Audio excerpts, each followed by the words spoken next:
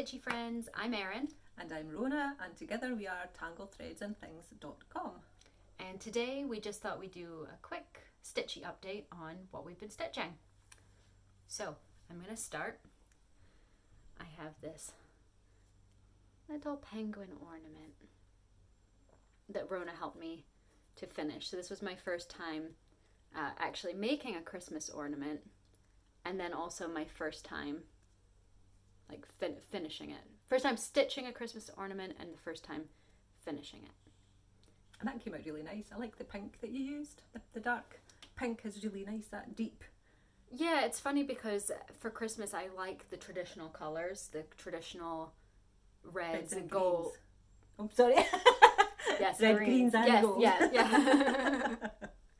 But for some reason I wanted to do pink, so it works though. There it is. So that's my first little guy. He didn't take too long, just well, I'm a slow stitcher, so he took me about 4 hours, which isn't too bad.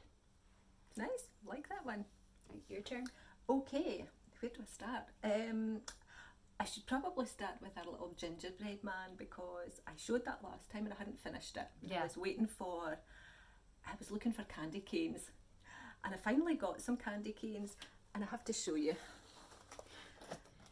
This is the box of candy canes I had to buy. And that's me eating them already. Yeah. I needed one candy cane and had to buy a box of 40. And as you could see, there's quite a few missing. Yeah. Not just the one that Mum needed. So, here is the finished gingerbread man, and you can see he's holding the candy cane. So he's just finished in felt as well at the back, and I can add a little ribbon on the top so he can hang from the Christmas tree, or he could lie flat on, as we were trying to discuss the last time, like a table setting on the plate at Christmas time. You could also take the candy cane out and put in a lollipop stick that's maybe been painted, and then have your person's name on there, yeah, on there as well. So that was the next thing I couldn't find, was the skinny lollipop sticks. They only had the really big fat ones in the craft store, so I will do that. So actually, this one comes with a little girl gingerbread person, and I want to stitch that. I was only going to stitch the one, but I really liked the way this came out, and I thought I just have to stitch the little girl as well. So you can't eat all the candy canes because I do need at least another one. One thing I do want to say is I love that finishing things with felt is such an easy way to finish your stitching, but it just kind of pulls everything together. Yeah. I didn't realize you'd finish that with felt until you turned it over.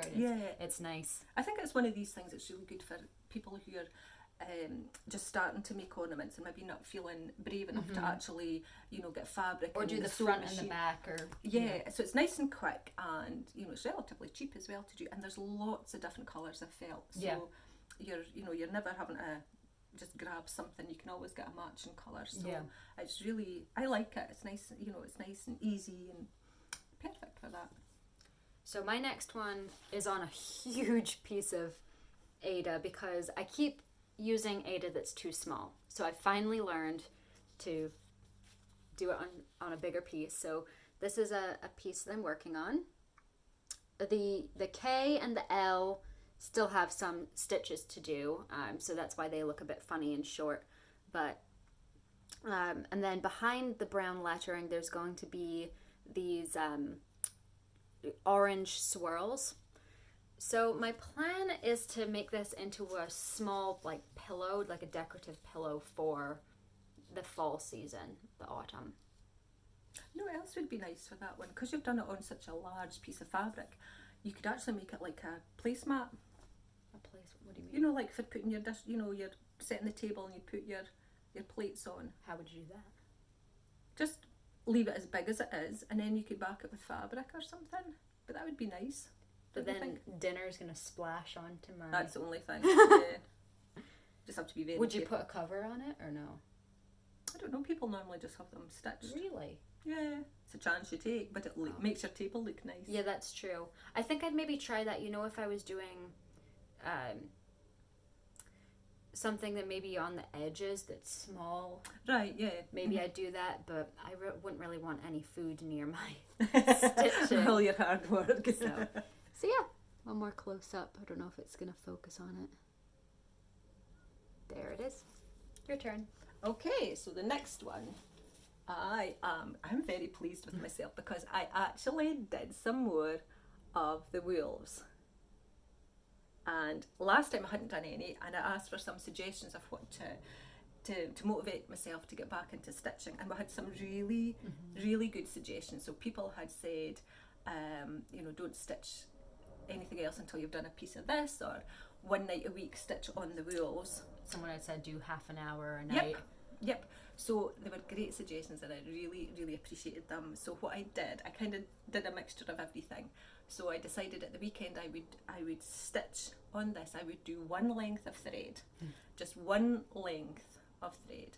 But because it's blended thread, which means I had two strands of one colour and one of something else, it was really awkward to cut. It just feels like you're taking a long time to get it done.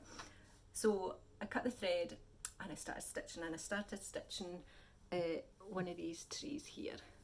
And I started from the bottom and I went up and I finished my length of thread and I thought, right, that's fine, I can go on to something else. But the OCD kicked in and I was like, finish the tree. That tree has to be finished. And I'd already cut the thread, so I thought, right, I will just go to the top, I will just stitch from there up. So I did that, and then of course I had a length of thread left and I thought, well, it seems a shame, so might as well do another little bit. So I did another little bit and then another little bit, so I actually got quite a bit done. So I was really pleased with myself, and it kind of got me back into stitching. So this one is definitely a whip. Remember we were trying to decide whether it was a whip or a UFO. So yes, so it's a whip. So a little bit more. It's probably really hard to see how much I've done, but I did a little bit. So feeling quite good with that one. All right, well, my next one, in the last video I'd shown the same design, but I hadn't done the leg of the R, so it said peach for the stars. So finally now is reach for the stars, and I just don't really know what I'm gonna do with this one. I just stitched it because I could. So it might just stay like this for a while, but if you have any suggestions on what maybe this could be, I don't know if it could be framed, or I don't really know. So if you have any suggestions, please comment below. I like the colours on that one. Yeah, nice colours.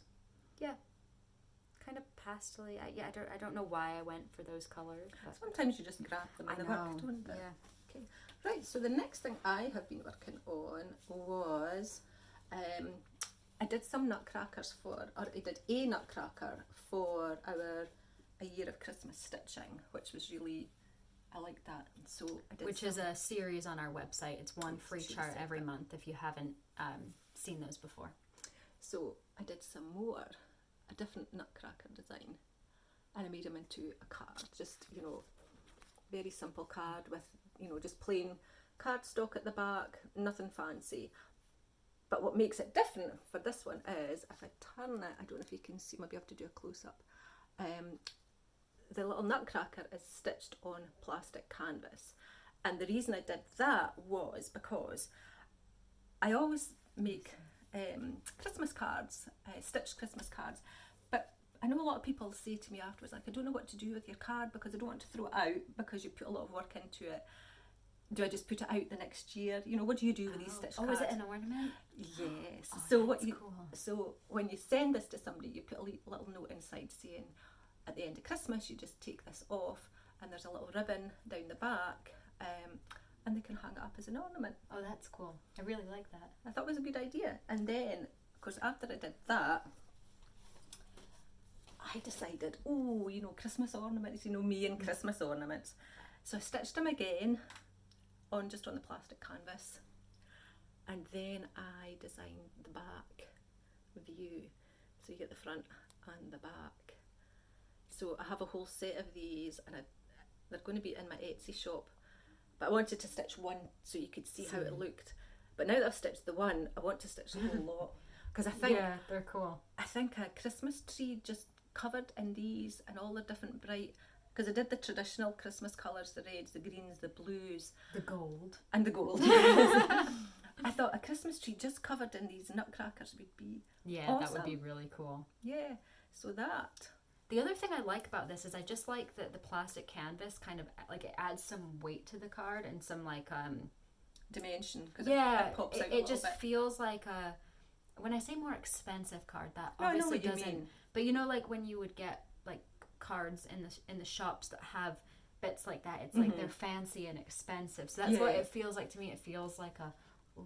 Yeah, and that was really easy to do. Again, it was just stitching on plastic canvas, cutting round, and then I used those, I think they're called 3D dots or something. Yeah. Little foam things. So that just, takes it away from the paper gives as it well. Elevation. Yeah, so that was my little Nutcracker. So I really like them. Yeah, I would like to stitch more of them.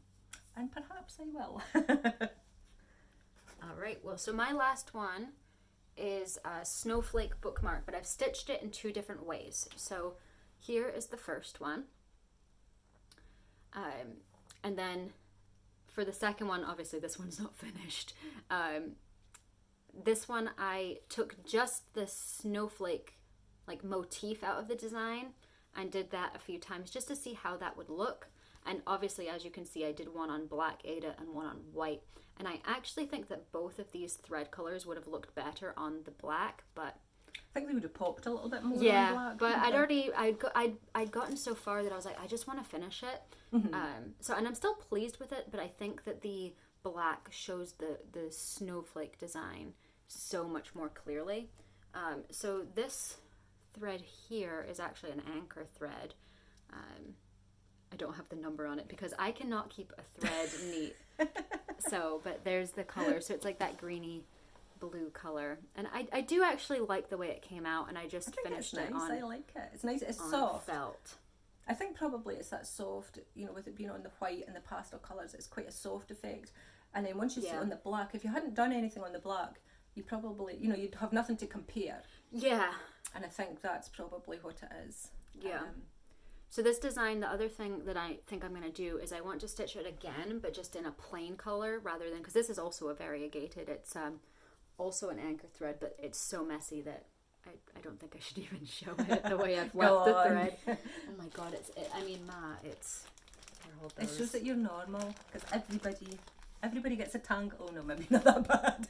There's post-it notes in it too. Yeah. Okay. It's in there. Right, yeah, maybe you should have shown Yeah, I knew. Under the bus there, I know. But so what I do want to do is I want to stitch this one more time, maybe just the one snowflake on black, maybe like a turquoise blue or something like that. And I want to just do one snowflake because I think that this design, so this is the full design, but you could take out just the snowflakes and do bookmarks like this. But I thought just one snowflake would be nice to do as a gift tag. That would be nice. For Christmas, just to add a little bit of a homemade touch to a gift. So this is one of my Patreon patterns. So you can head over there if you'd like to be a part of the Patreon. So yeah. That would also be nice if you stitched it in metallic thread. I tried that. Do you want to? I can show how far I got on that because I do actually. It's a bit more difficult to stitch. I didn't like it at all. So it's funny that you mentioned that because I did actually. Is that metallic or is that blending filament you've got there? Blending filament. Oh right. I do actually have one. I tried metallic thread as well. That's nice. I like that.